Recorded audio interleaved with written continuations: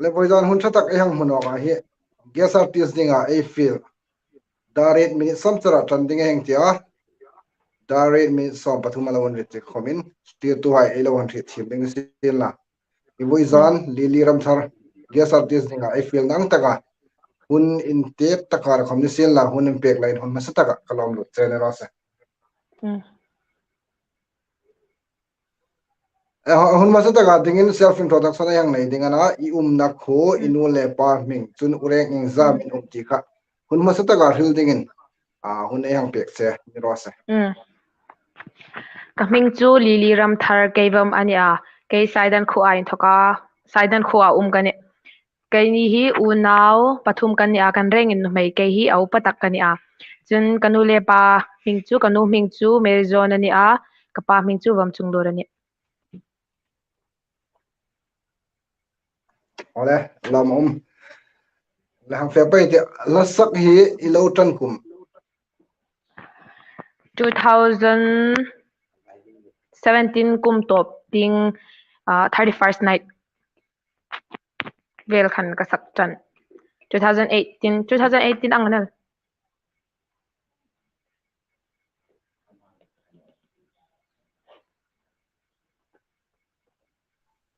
lai sak tan kum mi hil pek thei dim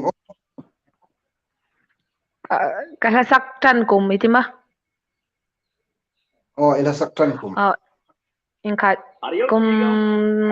sang kum 2018 khan ka sak chan la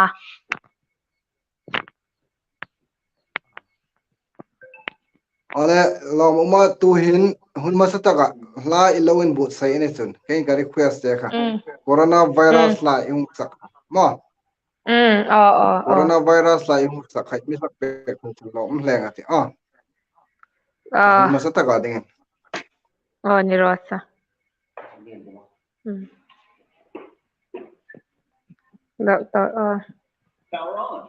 You plugged into Nirvana. nakile Your device is comment ready box to pani pair. ka ding ana You're now connected sir to ding ta tu both. hin hin la nakile question ka pek zo pha le comment box ai hi ai hu suklak ding ani ila su ikad in lang ding ni rosa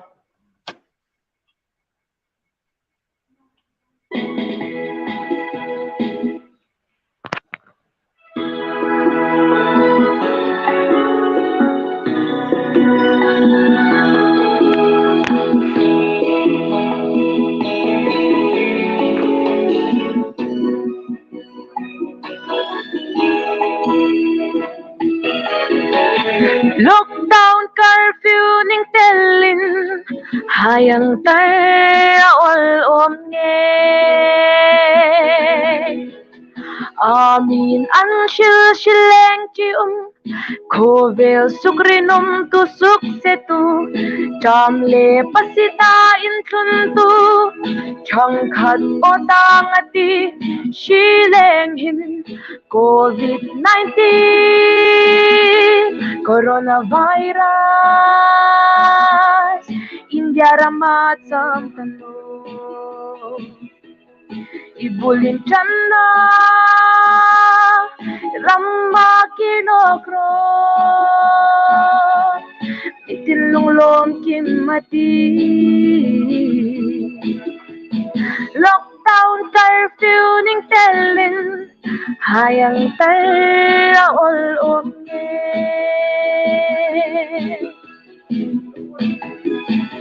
Baby, nailaw ang uran rin Shi no karin shi in kai thay Shing na latumin unveilzing Nitin nitam tak man zingi COVID-19 coronavirus India ramat samtano ibulin channa ramma kinogro mitilong lom kimati lockdown curfew ning telin hayang tay ol om nghe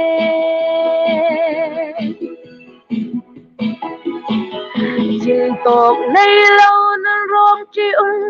a shi inaman ta hai chu san suk nu min anin ru anta dingin chang la ngay tu COVID-19 coronavirus India rama cham tu ibulit chana rama kilogro itin lolom kimati lockdown curfew ni telling hayang tay ol om nghe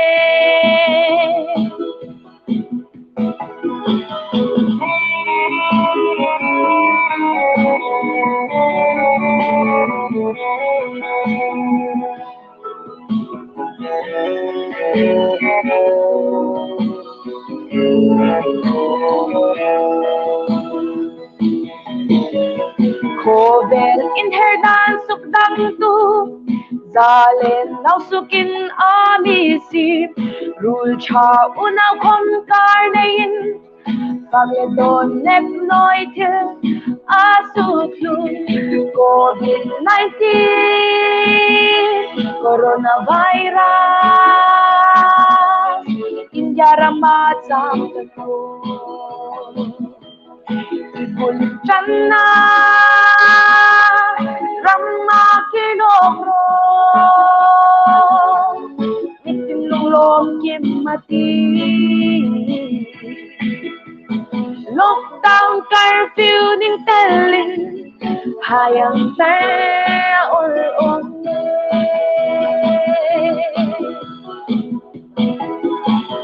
lockdown curfew ning telling hayang tay ol om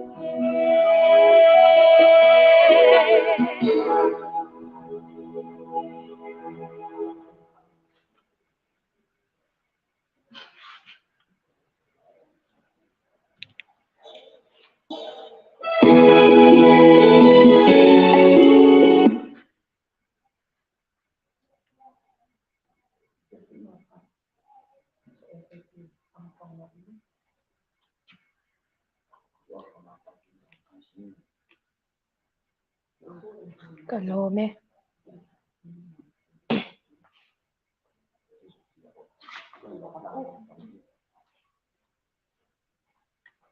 Hello.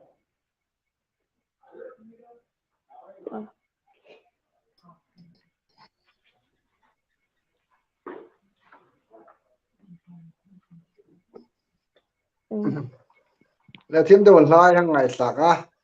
à lò mâm e hàng tía hi la khả tu mà phục tu mình thấy đi mà Oh, hi lockdown curfew hi apuk tu chu upa Boris ram hak moi ne.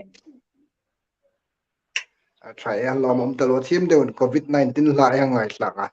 à lò mâm e thì có biết là mà tiếng hàng phê pe inu le pa in la sak na hin an support le che in rin biak Oh, an mi support talu. Kayong kasir lolem banan an mi support talu.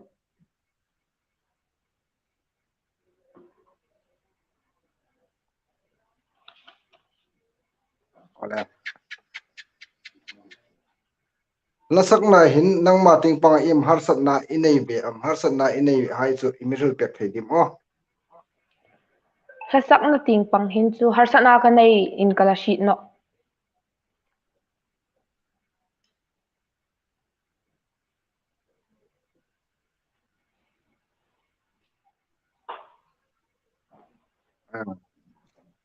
i trong hi kai ka hit fi no to ba chu audience sai asir tu hai an hit phol le ka tia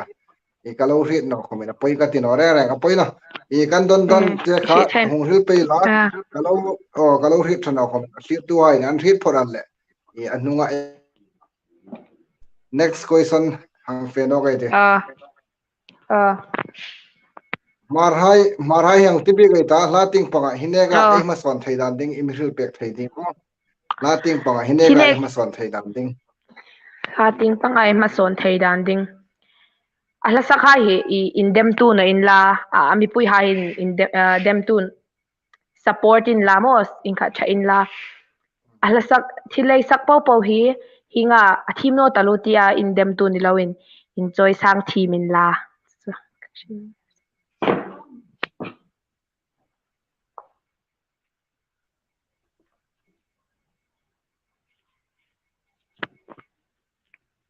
ole thil pakhat ka hon dam ding se na boizan hen i mal bewa tula ya an lar em ro sur ti la yung sakha a viral khobela a henoram saban tano cha kala dinga khan ho to pavial chenga in khanga ahung tho kha ingtinam ilo nga ya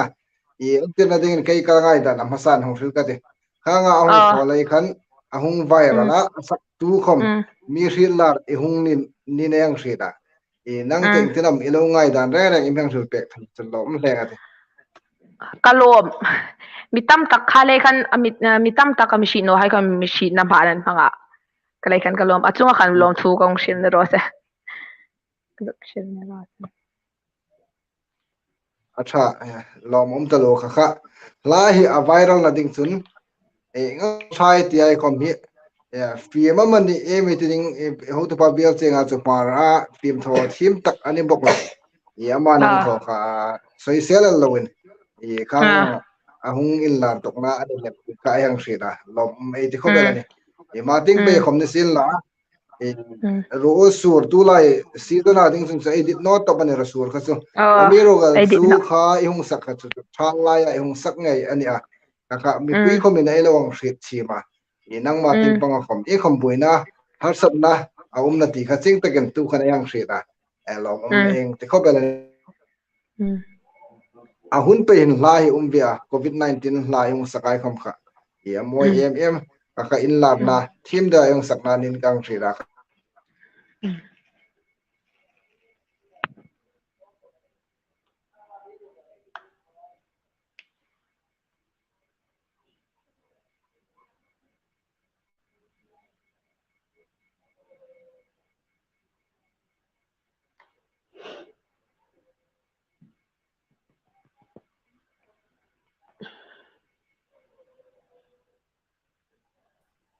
le tu dai question ning su Christian labu in lam edit taga imhil pe phai chung lom lenga te Christian labu edit tak Christine labu Christine labu chatun lungpui di kha chatun lungpui chatun lungpui lom yang fe pe ding ani ka zo na hai che kha ken ka lo hit no ko na poi no ngai ta si tu hai na lo hit phoral le ka zo na che che ka imong don pe ka le ma ti fe pe ding ka in ka ti pi ka no ding ti chu ai le tu bang nok se tu tai ko kun nok ding chu solfa hi ingsanam ilo mel se pe rang miru pe phai di mo solfa hi kan suk no top ka thim no ka shi no ka shi in the tin la ka shi ilana pang boga mating pe solfa thim ngai ding in ka dit sak te ro se kalom talo mating hang fe pe ta la ilo sak ta hai po khan na dit big riu kha chu me re min ai nei senga ila sakai po khan ilung ril tok tak la awam tu bel pe phai di mo kalung ngai lai ka thamung na ti ingkhat pathin hak sakha aphok to chu pu bor upa bori shram hak moin kalung ngai lai ka thamung na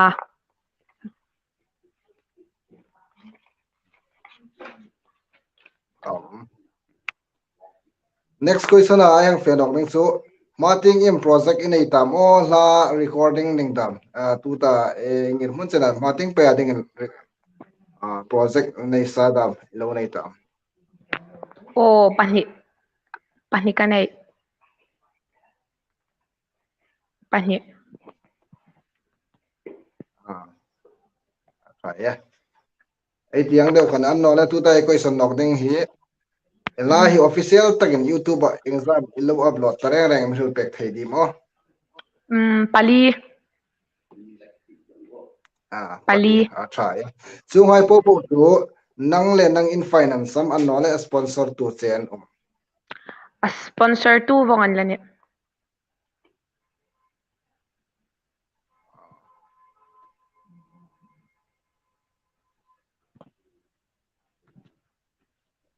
comment box ai iman zat ang suklang ita chun an ka to kan zona kong pek pe ding sen la en tu hai ta ding khoma apo lik no na ding internet tak te de ti ania ai tan ta ai tan ta comment zona tam ta khobela tam ta comment khom ayang huta ai yung suklang pe ding ni na ta tabel taro ai tan ta hak la talo hak la polen lo sibelan ta long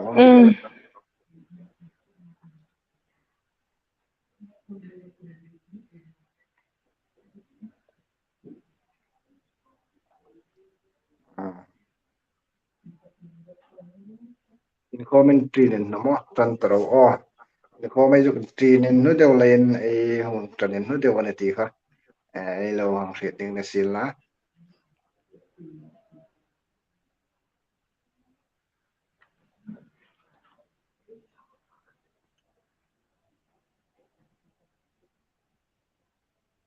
Denis Elfarium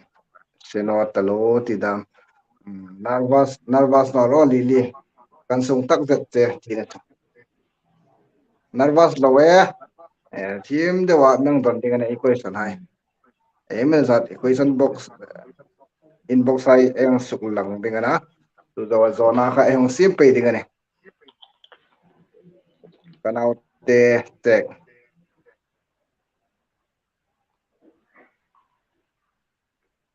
bulak te no tu jana comment box ai hang suk langa khan isung le ko hai ahung fir te anuam antam talo an tamo atha ni hinga in support kha atha ne lom talo support na ai lom le ne bai tak tak ro corona la khachu amuk trei ani lom ini chu avazai de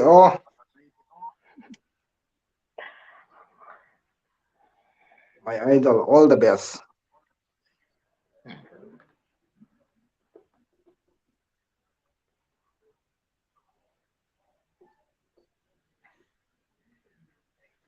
la isak antin na dingen la hi competition hi po in ra mi lo ma son ta im su pek thai ke competition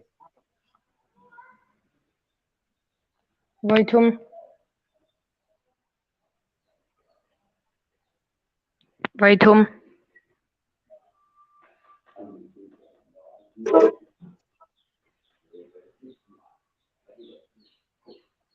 na chak team khobel ko hong le asak an rule char par bunga in thoken kan lo hlir pe che par bunga in thoken kan lo hlir a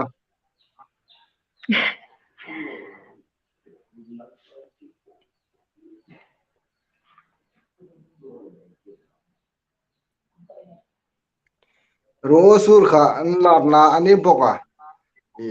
amiro gal so tu la ya ding chun chu tu khoma ai ngai si khayang no boka ro sur ti kha ilowin lar na ani boka boyan chu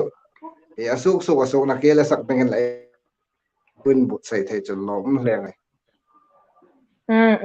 talu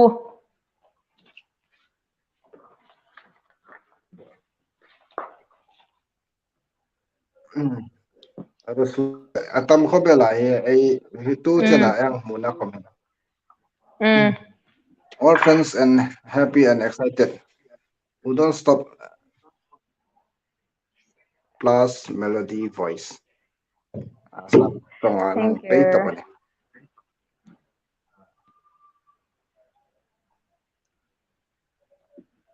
voyan na ai gas nu na sak achim ba ka ama la pu kan am ti da question a pek che sa ama la pu kan am ati na sa kahla phu kan na upa boris ram hak moi phu kan ni tu ta ka long sak kha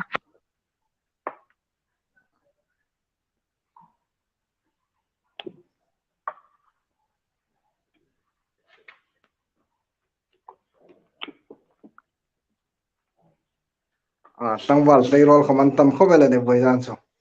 Alex pagamate amuk top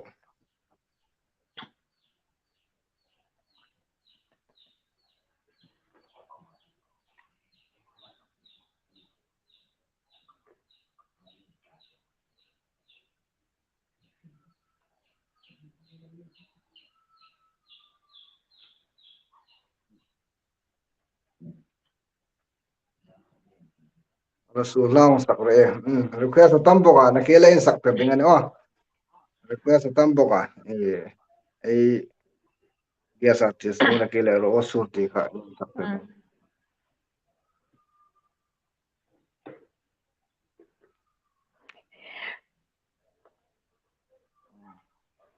aboring no na ding comment box file e question ai kha yung pek pe ding ne ka ngai pe alo sir e mo thei bongan no tu ta ei hong suk lang hai e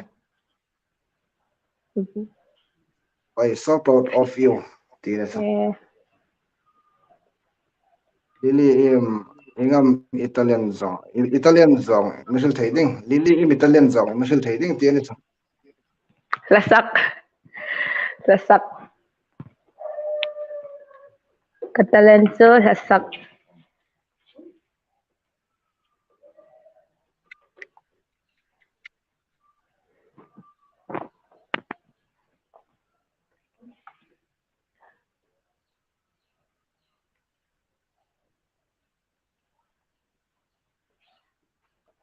boyan so Sima I just say how to Bangalore le kan en kop ve ana in hoi kan ti khobel gas no he thafa na umi a meara thabok la from Marvlog i rit ve amo kashi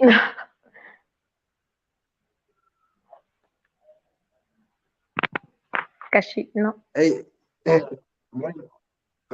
ama hi rit no chen Marvlog hiang char hin namdang ania chu ma tholak ani amo ei live zo chara Marvlog ti YouTube type la inoma le lo subscribe pe ro ama hi namdang la chu ma tong chi be em ani le rosa ei trong he en porak na se trong ka hit thak na ka zo na hai che hi sir tu hai nan lo hit phot la ka tia I trong hi ka hit pakhat kham no ne boidan chu ishi no mo ein hit thim ding trong ishi thei ta o tu khan chu ka ti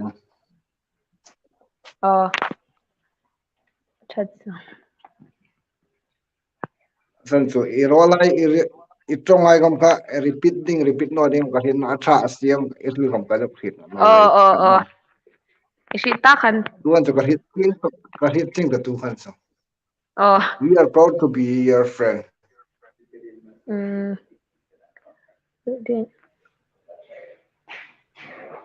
live coverage you an hoi talo leli hingang live stream hi ilo masun talakam o ibai khat face la abani ti kha kayang rit lo ma ning tina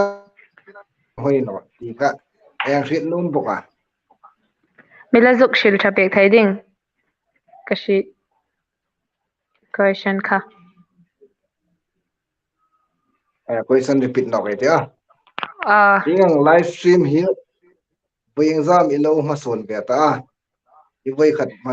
khat thona amani voizan hi an nole ingtinam ingai dan reng an hoyam aborem ingtinam ingai dan reng su tek thai chulo le voizana hi ka voi khat thangna ani an hoi kati talu an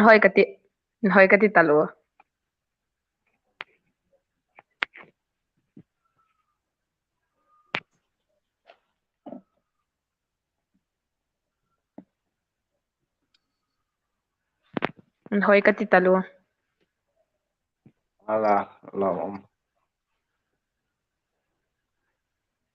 in a singulam ke chu vacancy kalaro in kim zona hi in digest ngam ding tun I don't thayang don ding in guess nu ai dang fu che niros single ani vacancy kalaro kong ti bok atra lom cha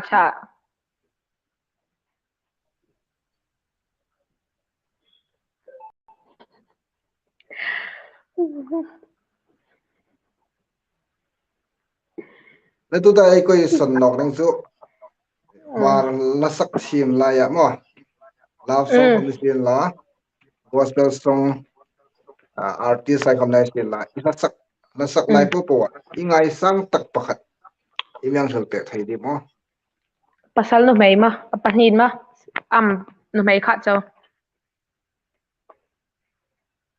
pakhat tor love song from this gospel from artist mo ai ni mar la ya ding ingai sang tak pakhat o ngai sang tak Krishna sa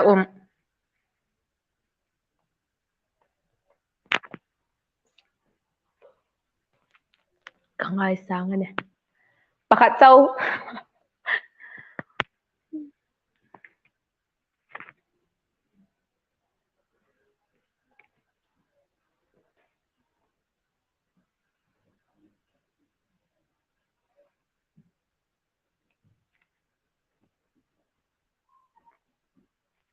tu hin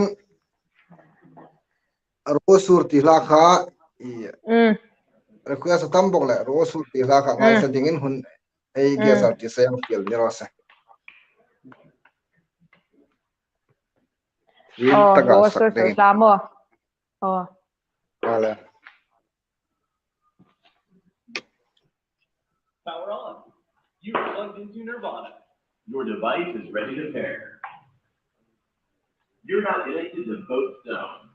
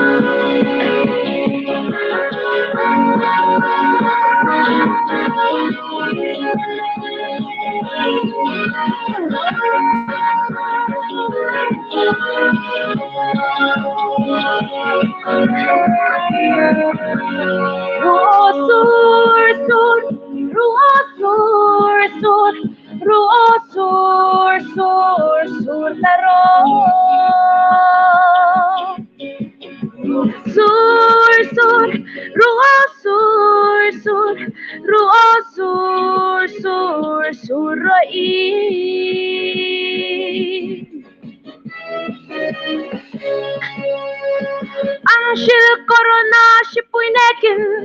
ko in chal cham chia lem Angel corona shipuinekin ko in chal cham chia lem sur taro ruo sur ruo sur taro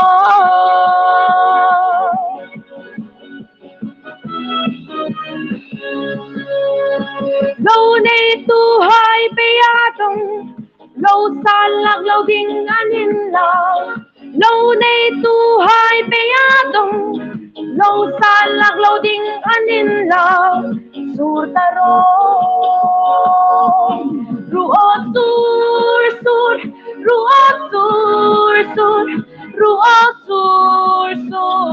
sur taro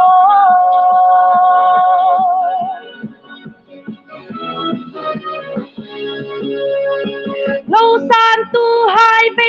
dong nay no sa san suman se lâu san tu hai pe dong nay no sa san suman se sur taro ruo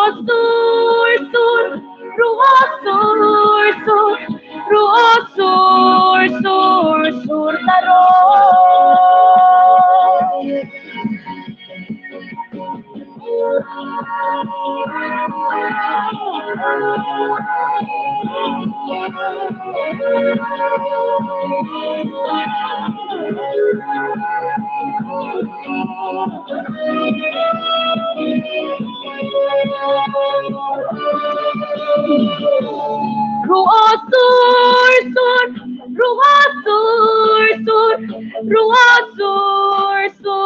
Sur taro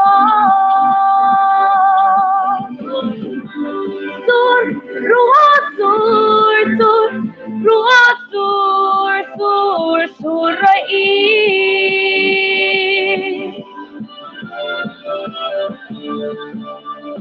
kan ramma tol dau ta i Eliza hung kheng nokro kan ramma tol dau ta i Eliza hung kheng nokro sur taro ruo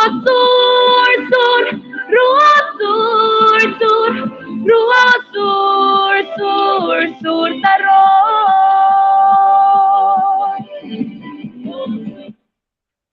Kalomi ole lom talo Kimon kan don ding hai so kan don so thok ka me bosum ta go ma amiro gal chu technical thing hi har sat na deu lein kan in thrit po thai rak no lein e boyan chu hing ten ne yang di to gal ding ne sin la in thrit sim ma thongai ta boyan ai ge sa tes li di ram thar ai la sak na ko khom ne sin la e chi no na phoda pathin no so na lo tak dok pe ding adi sang ta te e ti ta kan ta ti na de ole wa e thrit sim la i khang sen ne ma so li sin la boyan a in reng in mang tra